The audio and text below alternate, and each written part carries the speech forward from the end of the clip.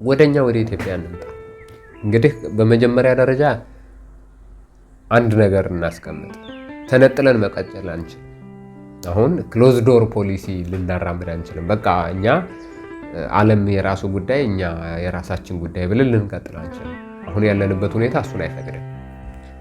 ስለዚህ በዓለም የቴክኖሎጂ ሩጫ ውስጥ፣ በዓለም የመረጃ ሩጫ ውስጥ፣ የኢኮኖሚ የፖለቲካ ሁኔታ ውስጥ፣ የጸጥታ ሁኔታ ውስጥ ተወደደም ተጠላም ዓለም ውስጥ ስላለን ብንፈልግም ባንፈልግም ማዕበሉ ያገኘናል። ልክ ምንድነው ሐይቅ ወይም ያቆረ ውሃ አለ አይደለ? ልጆች እረኛ እያለን ምናምን ታስታውሳላችሁ። ድንጋይ እናነሳና እንጥላለን። ሰው እንጥልና እጃችን ወሮሮ ያደረሰበት ቦታ ድንጋዩ ሄዶ ያርፋል። ውሃው ላይ ሲያርፍ የሚፈጥራት አለች እቺ ጡብ የምትለዋ ድንጋዩ የምታርፍባት ቦታ ላይ ዌቭ ይፈጥራል ወይም ሞገድ ይፈጥራል። ያ ሞገድ እዛ ቦቻ ይወጣ ድንጋዩ ያረፈችበት ቦታ ላይ ይፈጠርና ቀለበት ነው የሚሆነው። ከዛ እየሰፋ እየሰፋ እየሰፋ እስከ ሐይቅ ከሆነ እስከ ሐይቁ ዳርቻ ወይም ኩሬ ከሆነ እስከ ኩሬው ዳርቻ ድረስ ሁሉንም ቦታ የሚሸፍን የሚያደርስ ይሆናል። ወደ ራያ አካባቢ አንድ እንትን አለ። ይሄ ተጭሮ ከብት ዝናብ በዝናብ ወቅት ውሃ ይቋርና ሎላ ይባላል ወይም ኤላ ይባላል። ስለዚህ እዛ እንዲቋር ያደርግና ከብት እናጠጣበታለን በበጋ። ሁልጊዜም እዛ ክብ ነው፣ እንደዚህ በመኪና ተቆፍሮ ወይ በሰው ኃይል ተቆፍሮ ነው የሚጠራቀመው። አንድ ድንጋይ ጥለን እስከ ጫፍ ድረስ የኔ ቀለበት ፈጠነ ያንተ ፈጠነ እያልን ልጆች እያለን እንጫወታለን። እኛ አሁን ዓለም እንደዛ ወስዷል። ስለዚህ ድንጋዋ ፖለቲካ ልትሆን ትችላለች፣ ኢኮኖሚ ልትሆን ትችላለች፣ ቴክኖሎጂ ልትሆን ትችላለች፣ ጸጥታ ልትሆን ትችላለች፣ ዲፕሎማሲ ልትሆን ትችላለች፣ ጤና ሁኔታ ልትሆን ትችላለች፣ ትምህርት፣ እውቀት ሊሆን ይችላል። ማንኛውም ዓለም ላይ ያለው ሁኔታ ሊሆን ይችላል። እሷን አንድ ቦታ ላይ ብንጥላት የምትፈጥራት ዌቭ እኛንም ይነካናል። ሊፈጥን ይችላል፣ ሊዘገይ ይችላል፣ በደንብ ሊመታን ይችላል፣ በትስሱ ሊያገኘን ይችላል። ስለዚህ በዚህ ሁኔታ ውስጥ የምንገኝ ከሆነ እኛን አሁን ያለንበት ሁኔታ ምንድን ነው? የኛ አስተሳሰብ፣ የኛ ዝግጁነት ምን ያክል ነው የሚለውን ነገር እንወስድ። አሁን ያለውን ኢትዮጵያ ውስጥ ያለውን መሰረታዊ ነገር ሶስት ነገር ላይ እኔ የምረዳው በሶስት ነገሮች ነው። አንደኛው ኢትዮጵያ ውስጥ ድህነት አለ፣ የኢኮኖሚ ድህነት አለ። ሌላም ሀገር ድህነት አለ፣ አንጻራዊ ነው ድህነት። ከኛ የባሰበት አለ፣ በእኛ ደረጃ ድሃ ይሆናል፣ ከኛ ደግሞ የተሻለ ከፍ ያለ፣ እኛ ደግሞ ከዛ አንጻር ስንታይ በጣም ድሃ የምንባልበት አለ። ስለዚህ ድህነት አለ መሰረታዊ ነገር። ሁለተኛ ነገር መሃይምነት አለ። ሶስተኛው ነገር ጉዟችን የምትለዋን አስምሯት። ሶስተኛዋ በልዩ ሁኔታ ሌሎችንም ትነካካለች። ድህነታችን ሁለቱ ድህነቶች አሉ። አንድ የመጀመሪያው አሁን ድህነት ሁለት እንክፈለው። የመጀመሪያ ሁለቱን እናገናኛቸው፣ መሃይምነትና ድህነት። ድህነት ይሄ በተለምዶ የምናውቀው የኢኮኖሚ ድህነት ነው። መሃይምነት ደግሞ ማለት በሌላ አባባል የእውቀት ድህነት ማለት ነው። እኛ ጋር የእውቀት ድህነትም የኢኮኖሚ ድህነትም ነው ያለው። ሁለቱም ስር የሰደዱ ናቸው። እኛ ጋር ሁለቱ ስር የሰደዱበት አገርና ማህበረሰብ ደግሞ ለምን ይዳረጋል? ለዘላቂ ቀውስ ይዳረጋል፣ ለማያባራ ቀውስ ይዳረጋል። አጠቃላይ ህይወቱን የሚመራበትን ሁኔታ የሚፈጥሩት እነዚህ ሁለት ነገሮች ናቸው፣ የኢኮኖሚ ሁኔታችንና የእውቀት ሁኔታችን ናቸው። በኢኮኖሚና በእውቀት ድሆች ከሆን ለማያቋረጥ ቀውስ ራሳችንን እንዳረጋለን፣ ወይም የማያቋረጥ ቀውስ ራሳችን ውስጥ እንፈጥራለን። የኢኮኖሚ ድህነቱን እናምጣው። ይሄ ምንም የማይሻር ነገር ነው። ኢትዮጵያ ውስጥ ከዕለት ዕለት ህይወታችን የበለጠ እየተመሰቃቀለ ነው። ይሄ የበለጠ ድሃ እየሆን የበለጠ ለኑሮ እየታገል ማለት ወደ ላይ አይደለም ወደ ታች ነው። የተሻለ ስራ የተሻለ ገቢ ያላቸው የሚባሉት አሁን እንደገና ለመኖር እየተቸገሩ እየወረዱ መጥተዋል። ድሃ የሚባሉት ውስጥ የበለጠ አሁን ኢትዮጵያ ውስጥ ሁለት ነገር እየተፈጠረ ነው። በፊት ሶስት ነበረ። ድሃ አለ፣ የድሃ ምናምን ወርታች ትተነው ድሃ አለ፣ መካከለኛ ገቢ ያለው አለ፣ ከድሃ ትንሽ ያለ ያለ ምናልባት መቆጠብ ምናምን ላይኖረው ይችላል፣ ግን ለመብላት ለመጠጣት ልጆቹን ለማስተማር ለማሳደግ አይቸገርም። ስለዚህ ቤት ተከራይቶ ለመኖር፣ ምግብ ከወር ልጆቹን መግቦ ለመኖር፣ ልጆቹን አብልቶ አጠጥቶ አስተምሮ ለመኖር የማይቸገር መካከለኛ ገቢ ያለው።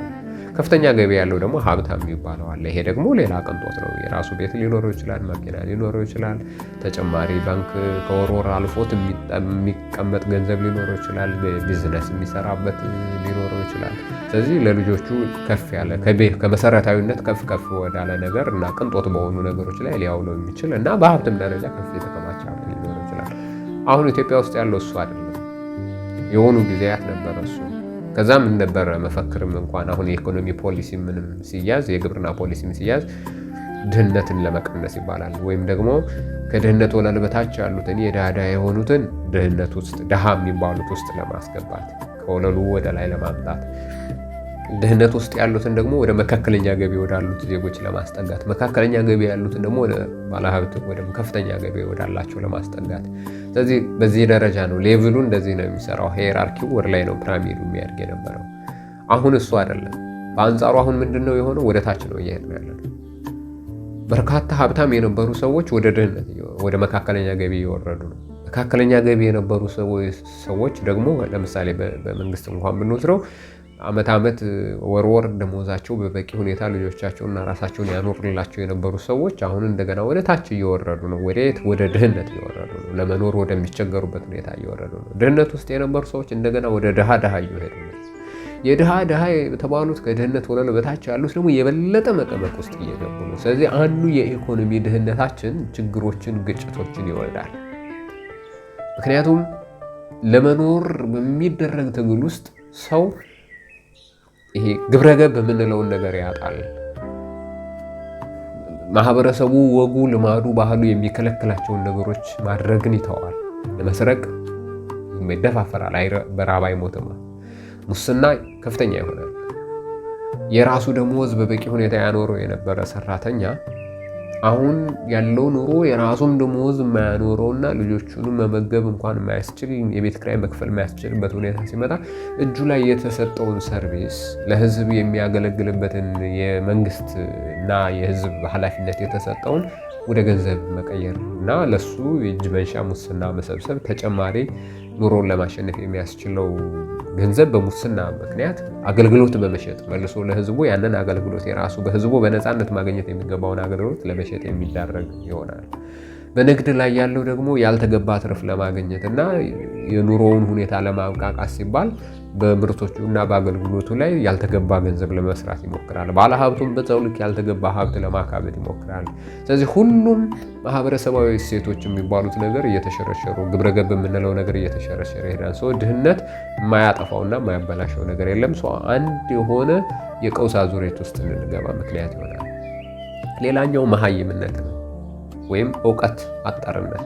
መሀይምነት ቀደም ባለው ጊዜ ትርጉሙ ምንድን ነው ካል ማንበብና መጻፍ አለመቻል ነው መሀይም የሚያስብለው አይደለም። መሀይምነት የሚባለው ማንበብና መጻፍ አለመቻል። ለምሳሌ ሀገራት ኢትዮጵያንም ጨምሮ የትምህርት ፖሊሲያቸው ላይ ወይም ሲያዘጋጁ የመሀይምነት ቁጥርን ለመቀነስ ይባላል። በሌላ አባባል አብዛኛው ሰው ትምህርት እንዲገባ ቢያንስ ማንበብ መጻፍ የሚችልበት ሁኔታ የመጀመሪያ ደረጃ ትምህርት ወይም እስከ 6 ይሄ ምንድነው ሙሉ ምንድነው የመጀመሪያ ሳይክል የሚባል። ስለዚህ እነዚህን ነገሮች የምናስበው የተማረ የሰው ኃይል መፍጠር፣ ባለሙያ ማድረግ ምናምን የሚለው ብቻ ሳይሆን ማንበብ መጻፍ መቻል እንዲችል ማድረግ ነው። ለምሳሌ በደርግ ጊዜ የነበረው ለምሳሌ የጎልማሶች ትምህርት ልናስታውስ እንችላለን። አንዱ መሰረታዊ ነገር የኢትዮጵያ ውስጥ ያለውን የመሀይምነት ቁጥር መቀነስ ነው። ከፍተኛ የመሀይምነት ቁጥር አለ። በሌላ አባባል አብዛኛው ዜጋ ማንበብ መጻፍ አይችልም። ስለዚህ እሱን ማስተካከልና ሰዎች ማንበብ መጻፍ የሚችሉበትን ሁኔታ በመደበኛነት መፍጠር ሰው በትምህርታቸው የስራ እድል ተፈጥሮ ሙያ ኑሯቸው ምናምን አይደለም። እሱ ከፍ ያለው ደረጃ ሲባል ነው በአንድ የሙያ ዘርፍ ተመራቂ መሆን እና በአንድ የሙያ ዘርፍ እንጀራ ማግኘት መቻል፣ ገቢ ማግኘት መቻል፣ መቀጠር መቻል ሌላ ነው። ከዛ በታች ግን ማንበብ መጻፍ እንዲችሉ ቢያንስ ማስቻል አንዱ ነበር። ስለዚህ መሀይምነት ማለት ማንበብ መጻፍ የማይችሉ ማለት ነበር። አሁን ግን የመሀይምነት ትርጉም ሌላ ነው። ማንበብ መጻፍ መቻል አለመቻል አይደለም። አሁን የመሀይምነት ትርጉም ማንም ማንበብ መጻፍ የሚችልም ሰው ቢሆን ወይም በአንድ የሆነ የሙያ መስክ ተመርቆ የሆነ ዲፕሎማ፣ የሆነ ዲግሪ፣ የሆነ ሰርቲፊኬት ያለውም ሰው ቢሆን በተማረበት ዘርፍ የሙያ መስክ ወይም በትምህርቱ የአመለካከት የባህሪ ለውጥ ማምጣት የሚያስችለውን እውቀት ይዞ ካልተገኘ ስራውን ለመስራት ሙያውን ለመስራት እና በተሻለ ለህዝብና ለሀገር በሚጠቅም መንገድ ለራሱም የተሻለ አዎንታዊ በሆነ መንገድ ውጤት ማምጣት የሚያስችል ችግር ፈቺ እውቀትና አስተሳሰብ አመለካከት ይዞ ካልተገኘ መሀይም ነው የሚባለው አሁን ባለው ነባራዊ ሁኔታ። ስለዚህ መሀይምነት ዴፊኒሽን ይለያል። በዚህ ደረጃ ከለካ ነው ኢትዮጵያ ውስጥ ከፍተኛ የሆነ መሀይምነት አለ። በጤና ዘርፍ ብንወስደው በቂ እውቀት ከሌለው፣ ባንክ ላይ ብንወስደው በቂ እውቀት ከሌለው፣ ግብርና ላይ ብንወስደው በቂ እውቀት ከሌለው፣ ትምህርት ላይ ያለው ሰው በቂ እውቀት ከሌለው፣ ፖለቲካው ላይ ያለው ሰው በቂ እውቀት ከሌለው፣ ያለውንም እውቀት ደግሞ ለሀገርና ለህዝብ በሚጠቅም መንገድ አዎንታዊ በሆነ መንገድ ማይጠቀምበት ከሆነ የባህሪ ለውጥ ካላመጣ፣ ራሱን ካልገራ፣ አመለካከቱን ካልገራ ይሄ መሀይም ነው ማለት ነው። ስለዚህ ችግር ይፈጥራል ማለት ነው። ከአንድ ካልተማረ ሰውን በላይ ችግር ሊፈጥር ይችላል። ማንበብ መጻፍ ካልቻለ ሰው፣ ትምህርት ቤት ካልገባ ሰውን በላይ ችግር ይፈጥራል። አሁን ብዙ ጊዜ እንደውም ችግር በጣም ኢትዮጵያ ውስጥ ያለው የችግሮች ሁሉ የሚፈለፈሉት አብዛኞቹ ምክንያቶች ትምህርት ላይ ባሉ ሰዎች፣ ቀለም በቆጠሩ ሰዎች፣ ፊደል በቆጠሩ ሰዎች፣ በሆነ የሙያ መስክ ውስጥ ባሉ ሰዎች፣ ፖለቲካ ውስጥ በገቡ ሰዎች፣ ትምህርት ተምረዋል ተብለው የተሻሉ ናቸው ተብለው በሚታሰቡ ሰዎች ነው ችግሮች የሚፈጠሩት። ገበሬው ችግር ፈጥሮ ያለ እንደውም ገበሬው ኢትዮጵያ ውስጥ ያለው ገበሬ አርሶ አደሩ ቢሆን አርብቶ አደሩ በትምህርት ያልገፋው በጣም ትሁት ነው፣ ሀምብል ነው። በጣም ፈሪሃ እስልምና ቢሆን በክርስትና በጣም አምላኩን የሚፈራ በጣም ተፈጥሮን በደንብ የሚረዳ የሰው ልጅ ማህበራዊ ህይወት በደንብ የሚረዳ ምግባር ያለው ነው አብዛኛው። እንደውም ይሄንን የጎዳው ምን ነው ካላችሁ የተማረ ሰው ያውቃል ብሎ ኤክስፔክት አድርጓል። የሚጠብቀው ነገር አለ ከተማረ ሰው። ልጆቹንም ሲያስተምር ችግር ይፈቱልናል፣ የተሻለ ነገር ያደርጉልናል፣ በእውቀታቸው አንድ ነገር ይፈጥሩልናል፣ ኑሯችንን ያሻሽሉልናል፣ ግብርናችንን ያሻሽሉልናል፣ ከብት የምናረባበት መንገድ ያሻሽሉልናል፣ አኗኗራችንን ይለውጡልናል፣ ያሳድጉናል፣ የዘመነ የተሻሻለ ኑሮ ያኖሩናል ብለው ከኛ የሚጠብቁት ትምህርት ቤት ከገባ ነው የሚጠብቁትን ነገር አይደለም የምንሰጣቸው። ስለዚህ የሚጎዳው አንዱ መልሶ ይሄ ነው እንጂ ሰው ችግር ፈጣሪ አይደለም። ስለዚህ በዚህ ደረጃ ከለካ ነው ኢትዮጵያ ውስጥ በጣም የተበላሸ የትምህርት ሁኔታ ውጤት ነው ያለው። ሰው የእውቀት እጦት አለ። የእውቀት እጦቱና የእውቀት ድህነቱና የገንዘብ ድህነቱ አንድ ላይ ተገናኝተው የበለጠውን ምን ፈጥረዋል? ሁሉን አቀፍ ቀውስ ውስጥ እንድንሆን አድርጎናል። ስለዚህ በዓለም ባለው ነባራዊ ሁኔታ የተሻለ ችግር ፈቺ የሆነ ቦታ የለም። ሌሎቹ የሚፈጥሩትም ቀውስ መልሶ እኛን ይበላናል። አንረዳውም፣ ዝግጁ አይደለንም፣ የራሳችን መፍትሄ አናዘጋጅለትም፣ ከዓለም ጋር እኩል አንሄድም፣ አሰላለፋችንን አናውቀውም፣ ከዓለም ምን ልናተርፍ እንደምንችል ምን ልናጣ እንደምንችል አንገምትም። በዚህም ምክንያት በደመ ነፍስ ነው የምንሄደው። ምን እየተካሄደ እንደሆነ አይገባንም። ራሳችን የምንፈጥራቸው ችግሮችም ደግሞ እንደገና ራሳችንን የበለጠ እያቆረቆዙ እንዲሄዱ ነው የምናደርገው። ስለዚህ ችግርን በችግር ነው ልንፈታ የምንፈልገው፣ ቀውስን በቀውስ ነው ልናስቆም የምንፈልገው። ሁልጊዜም የኃይልና የቀውስ አማራጮችን የችግር አማራጮችን ነው የምናስበው። እውቀትን አናስብም። ችግር መፍታትን፣ መነጋገርን፣ ማሰብን፣ ማሰላሰልን፣ መፍትሄ ማፍለቅን ወደ ውስጣችን አናመጣም። ይሄ አስተሳሰባችን ውስጥ እንዲሰርጽ አድርገን አልተማርንም። ይሄን ሁሉ ምን ይወልደዋል ካልን መሀይምነታችንን ያመጣው፣ ድህነታችንን የበለጠ እያሰፋው የሚሄደው፣ ፖለቲካችንን የበለጠ እያበላሸው የሚሄደው፣ ኢኮኖሚያችንን የበለጠ እያበላሸው የሚሄደው፣ በህዝባችን መካከል ያለውን መተማመን የበለጠ እሴቱን እየሸረሸረው የሚሄደው፣ ዓለም በዚህ ፈጣንና በማይገመት ለውጥ ውስጥ ሆና አገራት እና ተቋማት በጣም አንዱ በአንዱ ላይ ተረማምዶ የራሱን ጥቅም ለማስጠበቅ በሚሰሩበት ሁኔታ እኛ ለምንድን ነው የራሳችን የችግር አዙሪት ውስጥ ገብተን ዓለምን ዘንግተን ራሳችን ውስጥ እየጠፋን የምንሄደው፣ ራሳችንን እየበላን የምንሄደው ካል በጣም መሰረታዊ ነገር የሚሆነው የፖለቲካ ብልሽታችን ነው። የፖለቲካ ብልሽታችን ብዙ ነገሮችን ያበላሻል። የኢኮኖሚ ፖሊሲያችን የተበላሸ እንዲሆን ያደርጋል። ስለዚህ የጠራ እና የተሻሻለ ችግር ሊፈጥር የሚችል ማህበረሰብን፣ አገርን ሊያሳድግ የሚችል ጥሩና ተግባር የሆነ ለሀገራችን ነባራዊ ሁኔታ የሚስማማ የኢኮኖሚ ፖሊሲ እንዳይኖረን ያደርጋል።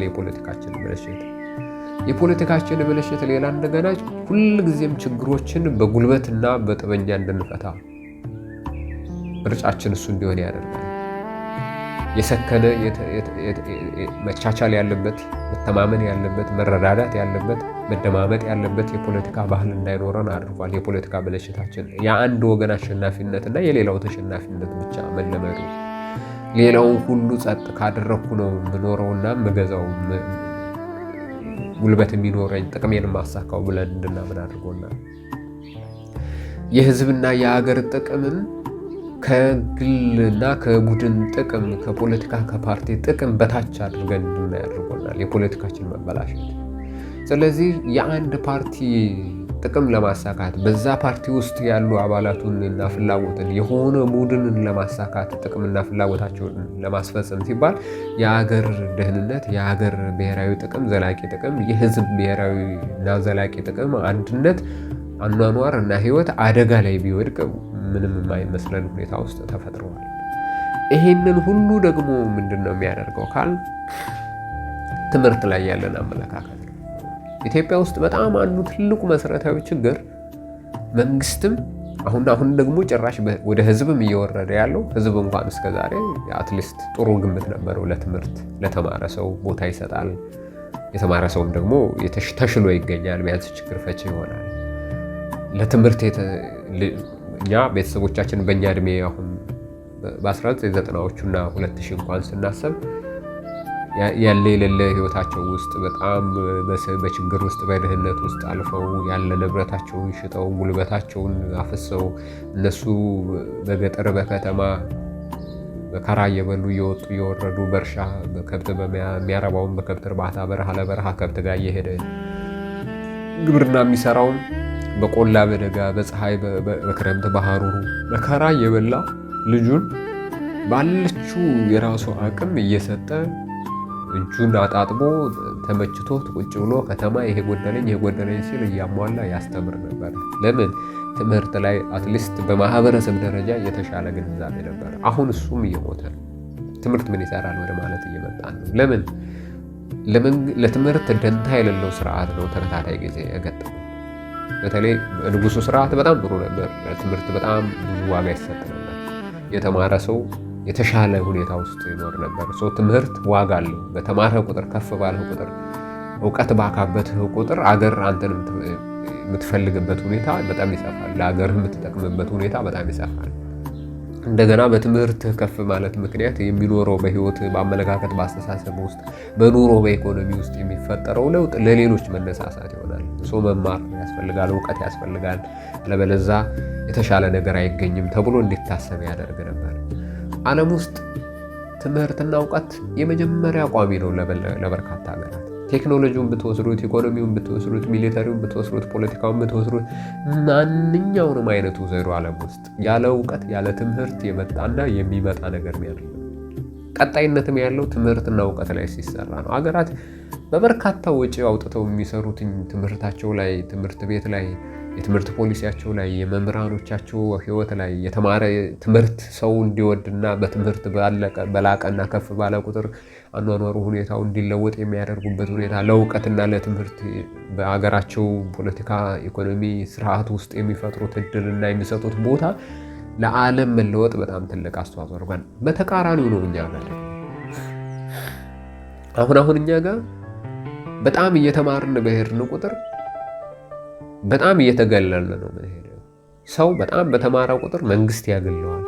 አንደኛ ይጠይቃል። በትምህርት ውስጥ ዝቅተኛ የትምህርት ህይወት ውስጥ የቆዩ ሰዎች ናቸው የፖለቲካ ወሳኞቹ፣ የኢኮኖሚ ወሳኞቹ። ስለዚህ እነዚህ ሰዎች የፖለቲካና የኢኮኖሚ ፓወራቸውን ሰው በጣም በነቃና ባወቀ በተማረ ቁጥር ቻሌንጅ እንዲያደርጋቸው፣ እንዲገዳደራቸው፣ እንዲጠይቃቸው የተሻለ እውቀትን የሚጠይቅበት ሁኔታ እንዲፈጠር የተሻለ በፖሊሲ በሙዙ በስትራቴጂ በምን ከፍ ያለ አስተሳሰብና የመለወጥ ፍላጎት እንዲፈጠር ባለመፈለጋቸው ምክንያት ስለዚህ ከዚህ ይገለላል። ትምህርታችን የተበላሸ ነው። ቢያንስ ከፓርቲ አስተሳሰብ ከፍ ያለ አስተሳሰብ ያለው ትውልድ እንዳይፈጠር ነው የሚፈለገው። ለምሳሌ በኢህአዴግ ጊዜ በጣም አንዱ የሚነሳው ከምናነሳው አንዱ ኢህአዴግ ሁለት ነገር ነው የሚነሳበት በትምህርት በኩል። አንደኛው ማሲቭ የማብዛት ተደራሽ የማድረግ ትምህርት ቤቶችን በየገጠሩ የማድረስ በተለይ አንደኛ ደረጃ ትምህርት ቤቶችን በየገጠር መንደሩ በየጎጡ በየቀበሌው ከዛ እንደገና ደግሞ ቢያንስ ሁለተኛ ደረጃ በወረዳ እንደገና ከዛ ከወረዳም ደግሞ ወደ ታች እያወረደ በመሄድ ዩኒቨርሲቲዎችን በማስፋት የሙያና ቴክኒክ ተቋማትን በማስፋት ረገድ እና በርካታ ተማሪዎች በርካታ የሀገሪቱ ህፃናት ወደ ትምህርት እንዲገቡ በማድረግ ረገድ ኢህአዴግ በዚህ በጣም በብዙ ነገር ይነሳል። ምንም መካድ አያስፈልግም። ይሄ በጣም ፖዘቲቭ ነው። በአንጻሩ ኢህአዴግ በቁጥር ላይ እና በተደራሽነት ላይ የሰራውን ስራ ያክል ለጥራቱ ደንታ ቢስ ነበረ ተብሎ የሚታመን እንደውም ሆን ተብሎ ጥራቱ እንዳይሰራበት ጥራቱም አብሮ ጎን ለጎን እንዳያድግ አድርጓል።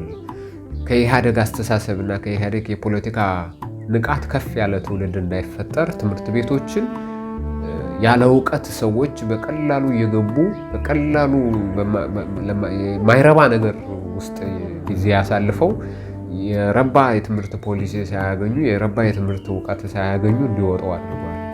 ስለዚህ የሚወጡትን ባለሙያዎች በቂ እውቀት የሌላቸው፣ በቂ ግንዛቤ የሌላቸው፣ ዓለም አቀፋዊ፣ ፖለቲካዊ፣ ኢኮኖሚያዊ፣ ማህበራዊ ምናምን ጉዳዮችን መረዳት የማይችሉ ከፓርቲው ኤሊት ከፍ ያለ መነቃትና አንደርስታንዲንግ የሌላቸው ሆነው እንዲወጡ አድርጓል። ከዛ ይልቅ ደግሞ ለፓርቲው ከስር ለመግባት ካድሬ ለመሆን እና ሲቪል ሰርቫንት ለመሆን የፓርቲውን ፖሊሲና አይዲዮሎጂ ተቀብሎ ለመኖር የሚያስችል ማይንድሴት ያላቸው ትውልዶች በመፍጠር ረገድ ኢህአዴግ በጣም ይታማል።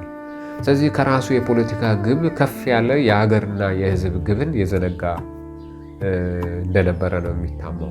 ይሄ ምን ፈጥሯል? የትምህርት ስርዓታችን ውስጥ ትምህርት ዋጋ ቢስ እንዲሆን አድርጎታል። እውቀት ዋጋ ቢስ እንዲሆን አድርጎታል።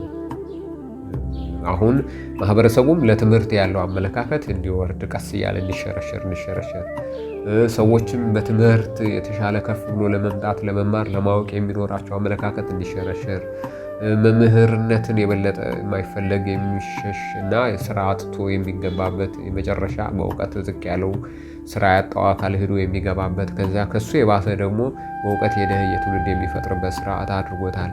እነዚህ በሙሉ ተሰባስበው አሁንም አልተፈቱም። ትምህርትን ስንገድል ምንድን ነው የምንገድለው? ሁሉንም ባለሙያ ነው የምንገድለው። ከአንደኛ ደረጃ ጀምሮ እስከ ዩኒቨርሲቲ ድረስ የትምህርት ስርዓታችንን ባበላሸን ቁጥር የተበላሸ የትምህርት ስርዓትና ፖሊሲ በተገበርን ቁጥር ለትምህርት ሴክተር ወይም ለትምህርት መስክ ቅድሚያ ባልሰጠን ቁጥር ሀብት እሱ ላይ ባላፈሰሰን ቁጥር እውቀት በደንብ የሀገሪቱን እና የህዝቡን መጻኢ እድል እና ጥቅም እንዲፈይድ እድል ባልሰጠን ቁጥር በሁሉም የሙያ መስክ በቂ እውቀት የሌላቸው በቂ ዝግጁነት የሌላቸው ችግር መፍታት የማይችሉ ትውልዶችም ነው የምንፈጥረው። ይሄ ሁሉ ደግሞ ሲሰበሰብ አጠቃላይ የሀገር እድገታችን እና የማህበረሰብ ህይወት መለወጣችን ላይ አደጋ ያመጣል። ኢኮኖሚያችን ላይ አደጋ ያመጣል። ለምን? ለኢኮኖሚውን የሚመራው ኢኮኖሚውን በፖሊሲ በስርዓት በስትራቴጂ የሚነድፍና በባለሙያነት የሚመራው ከትምህርት ቤት የምናወጣው ነው። ትምህርታችን ከተበላሸ የተጣመመ ትውልድ ይመጣል። ኢኮኖሚ ውስጥ ይገባል። ህግ ሁኔታችን ውስጥ የፍትህ ስርዓታችን ውስጥ የሚኖረው ብልሽት ከትምህርት ቤት የሚመጣ ብልሽት ነው። ኢንድ ፕሮዳክቱን ነው እኛ የምናየው። የጤና ስርዓታችን ውስጥ የሚኖር የባለሙያ የኮምፒቴንሲ ችግር፣ የችግር ፈችነት ችግር፣ የማህበረሰቡ የተገልጋይነት ጥራት አለመኖርና በበቂ ሁኔታ አገልግሎት ያለማግኘት ችግር ከትምህርታችን የሚመጣ ነው። በፖለቲካችን ውስጥ የተበላሸ አመለካከት ያላቸው ቀውስና ችግር ፈች ሙሰኛ የሆነ ኮራፕት የሆነ ማይንድ ያላቸው ፖለቲከኞች የሚበዙትኝ ከትምህርት የሚመጡት ናቸው። ስለዚህ ትምህርት ላይ ያለው ስብራት ነው ፖለቲካችን ላይ የምናየው። ግብርናችን የማይዘምነው የማይለወጠው የተማረ የሰው ኃይል አለን እያልን በርካታ በግብርና ዘርፍ ሰዎች እያስመረቅን ወደ ገበያው ወደ የሰው ኃይል ገበያችን እያስገባን፣ ግብርናችን ግን አሁንም ዝናብ የሚጠብቅ ከሆነ አሁንም ገበሬዎቻችን ዝናብ በጠፋና በመጣ ቁጥር እየተጨነቁ የሚኖሩ ከሆነ አሁንም ከብት በበሬ በማረስ በትከሻ ላይ ከሆነ አሁንም ከፍተኛ የሰው ጉልበት እየጠየቀ ዝቅተኛ የምርት ብዛትና ጥራት የሚፈጠርበት ከሆነ አሁንም ገበሬው በልቶ ለመኖር እስኪቸገር ድረስ ራሱን እንኳን መመገብ የማይችልበት ድረስ ከሆነ የግብርና ትምህርታችን ውስጥ ከታች ጀምሮ የምንፈጥረው ባለሙያ አብሮ ተሰብሮ ተጣሞ በመምጣቱ ምክንያት ነው። የትምህርት ፖሊሲ በብዙ ነገሮች ይወስዳል። ይሄንን ሰብሰብ ስናደርገው ፖለቲካችን ወደ ኋላ ነው የሚሄደው። ሁሉንም ነገር ያበላሻል። ታሪካችን ላይ ያለን ግንዛቤ ይበላሻል። ለምን? የተበላሸ ትውልድ ነው ያለው። መሀይም የሆነ ትውልድ ነው ያለው። አመለካከቱ የተዛባ ትውልድ ነው ያለው። ግራ የተጋባ ትውልድ ነው ያለው። ወይ አላወቀም አይባልም፣ ወይ ያውቋል አይባልም እና ችግር አይፈታም። እንዲህ አይነት ትውልድ በተፈጠረ ቁጥር ደግሞ ሁሉን አቀፍ ቀውስ ውስጥ ነው የምንገባው። ይሄ ሁሉን አቀፍ ቀውስ ውስጥ መግባታችን በዓለም ውስጥ ተነጥለን እንድንኖር አንችልም። ካልተነጠልን ደግሞ ኮምፒታንት አንሆንም። ስለዚህ አማራጫችን ዓለም ጋር ተቀላቅለን መሄድ ነው። ዓለም ጋር ተቀላቅለን ስንሄድ ኮምፒታንት አንሆንም፣ ተፈካካሪ አንሆንም። የራሳችንን ብሔራዊና አገራዊ ጥቅም እናስጠብቅ አንሆንም። መንግስታችን በየትኛውም አገራችንን የሚወክለው የፖለቲካ እና የመንግስት አስተሳሰብ በየትኛውም ሁኔታ የአገሪቱን ብሔራዊ ጥቅምና የህዝቦቿን ጥቅም የሚያስጠብቅ አይሆንም። የራሱን ሉዓላዊ ግዛት የሚጠብቅ ሉዓላዊ ፖለቲካ ነፃነቱን የሚያስከብር፣ የኢኮኖሚና የፖሊሲ ነፃነቱን የሚያስከብር፣ የጤና የግብርና የሌላ ጥቅሙንና የህዝቡን አገርና ልማት የሚያስጠብቅና የሚያሳድግ ከዓለም አጠቃላይ ሁኔታ ውስጥ ደግሞ የራሱን አገርና ህዝብ የሚጠቅም ድርሻ ማግኘት የሚችልና ያንን የሚያስጠብቅ ስርዓት አይፈጠርም ማለት ነው በሀገር ላይ። ስለዚህ አሁን ያሉ ኢትዮጵያ ውስጥ ያሉ ጦርነቶችን ውስጥ እንወሰዳቸው።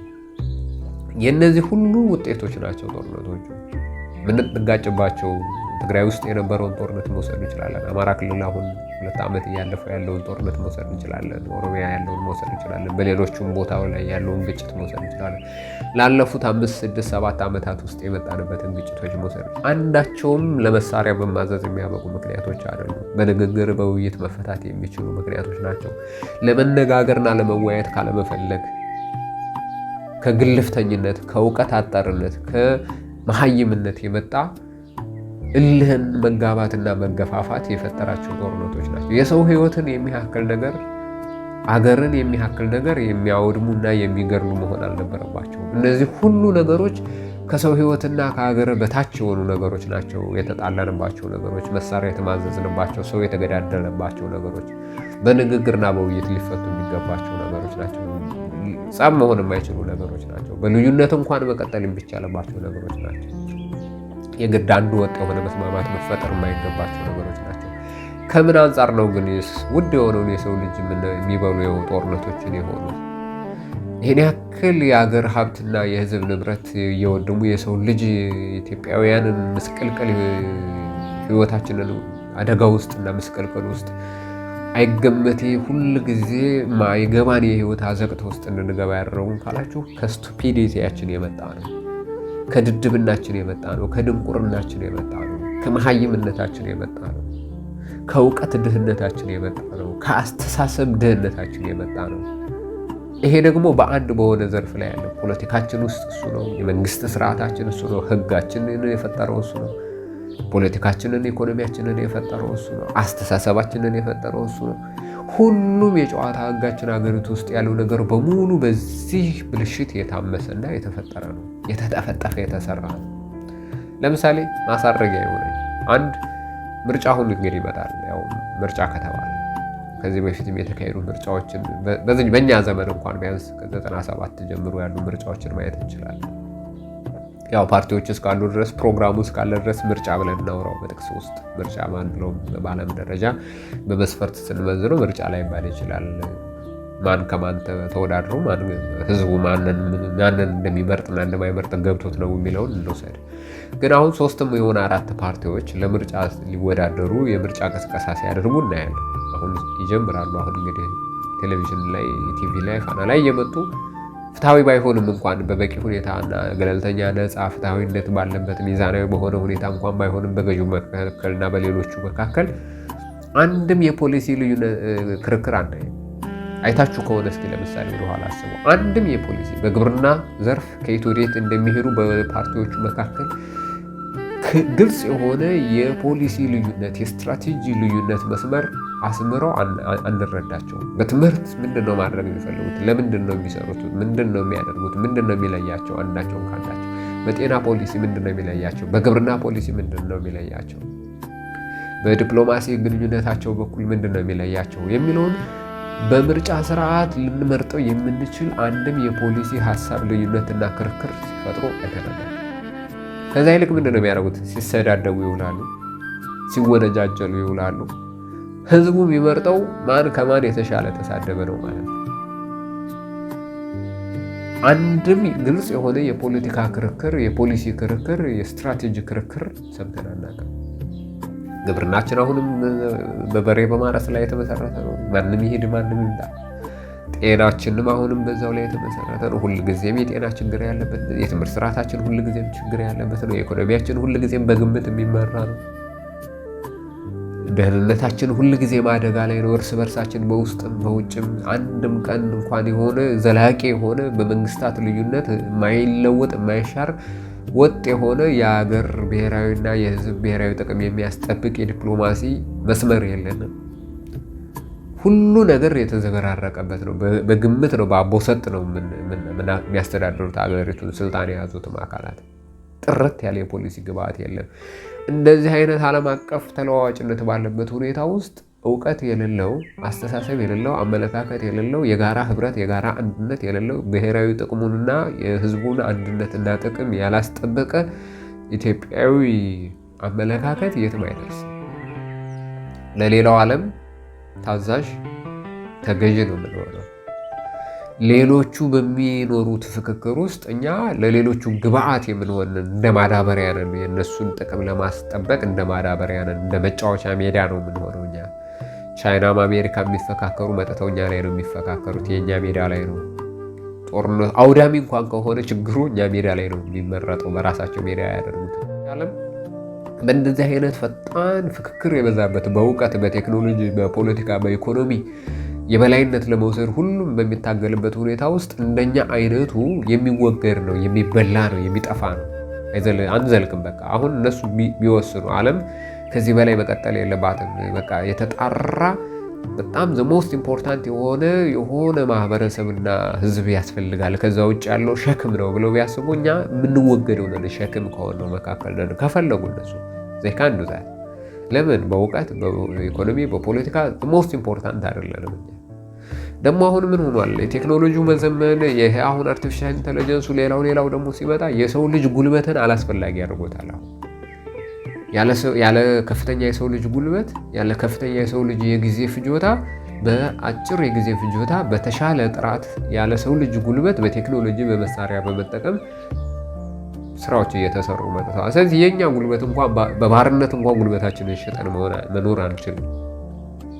ኦልሬዲ ዩዝለስ እየሆን መጥተናል ማለት ነው። ምን ካላደረግን፣ እውቀት ላይ ካልሰራን፣ አስተሳሰባችንን ካላሳደግን፣ አትሊስት በራሳችን ሀገራዊ ጉዳይ ላይ የማይሻር የማይለወጥ የህዝብና የሀገር ብሔራዊ አንድነት መርህና አቋም፣ እውቀት፣ ግንዛቤ ካላለን፣ ኢትዮጵያ በምትለው ነገር ላይ ኢትዮጵያውያን በሚባለው ነገር ላይ የጋራ መረዳት ካልፈጠረ፣ ማንም የፖለቲካ ኃይል ቢመጣ፣ ማንም ፓርቲ ቢወጣ ቢወርድ ከነዚህ ከኢትዮጵያና ከኢትዮጵያዊነታችን ኢትዮጵያ ከምትባለው ሀገርና ኢትዮጵያውያን ከሚባለው ህዝብ ብሔራዊ ጥቅምና እድገት ፍላጎት ላይ በታች መሆኑን እስካላረጋግጥንና ካላስመሰከርን ድረስ ምንጠፋ፣ እርስ በርስ የምንገዳደል፣ የምንበላላ፣ ለሌላው ዓለም ሸክም የምንሆን ማለት ነው።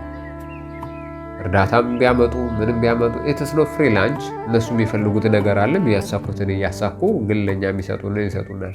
ግን ሁል ጊዜም ይኸውላችሁ 3000 ዘመን በላይ ታሪክ ያላት ሀገር፣ በተፈጥሮ ሀብት በብዙ ነገር የበለጸገች፣ በታሪክ በብዙ ነገር ስም ያላት ሀገር ከእሷ ባነሰ ገና 70-80 ዓመት ባልሞላቸው ሀገራት፣ የተሻለ የተፈጥሮ ሀብት በሌላቸው ሀገራት፣ ትላንት በተፈጠሩ ሀገራት የምትረዳ ነች። እዚህ ግባ በማይባሉ ሀገራት 12 ወር ሙሉ 4 የተለያዩ የታወቁ የተገመቱ የወቅቶች መፈራረቅ ኑሮን፣ በሰፊ የሚታረስ መሬት ኑሮን፣ ረዝም ታሪክ ኑሮን፣ ሰፊ የሰው ኃይል ጉልበት ኑሮን፣ ምቹ የአየር ንብረት ኑሮን እኛን እነሱ ይረዳሉ። ለምን? እኛ ጊዜያችንን የምናባክነው የተሻለ እውቀት ፈጥረን፣ የተሻለ ቴክኖሎጂ ፈጥረን፣ የተሻለ ግንዛቤ ኑሮን ያንን የተፈጥሮ ሀብታችንን ያንን የአየር ንብረት ጸጋችንን ወደሚጠቅመን ነገር መለወጥ ላይ አይደለም። መገዳደል ላይ ነው የምናተኮረው። ጦርነታችን ላይ ነው የምናተኮረው። መተላለቃችን ላይ ነው የምናተኮረው። የሚያደህየን ነገር ላይ ነው የምናተኮረው። አንድ ሀገር ውስጥ መሆናችንን፣ በአንድ ሀገር ውስጥ ያለ ደግሞ ሁሉም ነገር ለአንድ ሀገር ህዝብና ጥቅም በሚበጅ መንገድ ያለ ፖለቲካ ኮንስፓይሬሲ፣ ያለ ሴራ፣ ያለ ተንኮል የምንሰራው ነገር ባለመኖሩ ምክንያት ነው ለእንደዚህ አይነት ሁሉን አቀፍ ቀውስ የምንዳረገው እና የእኛ መሰረታዊ አስተሳሰብ ይሄ ነው። ይሄንን ማስተካከል አለብን። እውቀት ላይ በጣም መስራት አለብን። ትምህርት ነው የመጀመሪያ ቅድሚያ ማድረግ አለብን።